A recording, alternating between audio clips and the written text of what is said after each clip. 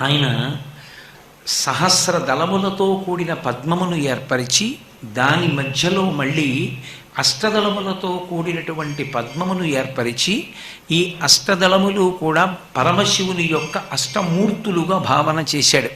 సాకారోపాసనము నిరాకారోపాసనము అని రెండు ఉంటాయి శాస్త్రంలో. సాకారంచ నిరాకారం నిర్గుణంచ గుణాత్మకం తత్వం తత్పరమం బ్రహ్మ ఇది వేదాంత డిండిమహ అంటారు శంకరాచార్యుల వారు వేదాంత డిండిమన్లో. సాకారోపాసన యందు పరమశివుణ్ణి చూడాలి అనుకుంటే అసలు పరమేశ్వరుణ్ణి చూడడానికి తప్ప ఇంకొకటి చూడడానికి అవకాశం లేదు. మీరు ఏది చూస్తారో ఏది అనుభవిస్తారో అదంతా శివతత్వమే. శివతత్వము కానిది వేరొకటి ఉండే అవకాశం లేదు.